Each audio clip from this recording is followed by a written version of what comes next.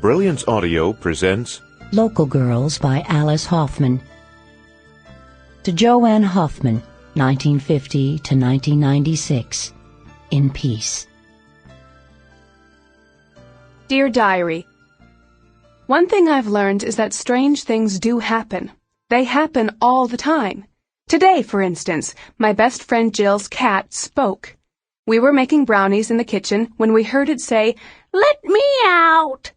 Well, we rushed to the back door and did exactly that.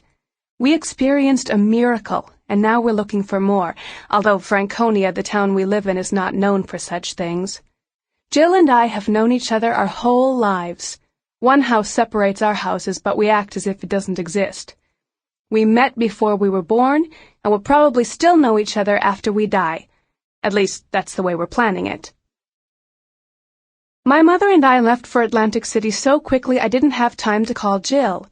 We told people we were on our way to visit an old aunt, but really our departure had something to do with love, or the lack of it, and the aunt doesn't even exist. I know other people whose mothers suddenly pack up when their fathers drink or scream, but for us this is more serious. My mother doesn't do things like go to Atlantic City. She doesn't order room service and cry. She once told me that anyone who gets married had better like herself because there's nobody else in this world that she'll ever really know, not truly.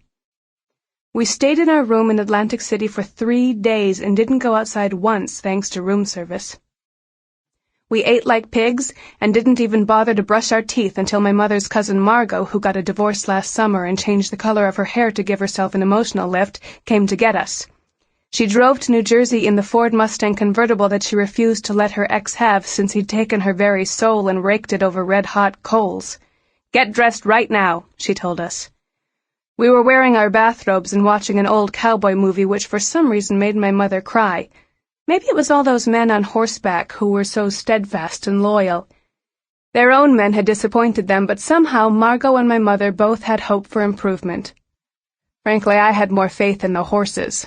"I mean now, Francis," Margot said, and because she meant business, my mother actually dressed and put on some lipstick, and we went to a Chinese restaurant where the drinks came with little paper umbrellas, which I kept as a souvenir. "Listen to me, Gretel," Margot told me when we'd gone back to the room to pack, and my mother was finally out of earshot. "When a marriage breaks up, it's the children who suffer, so baby, hold on tight."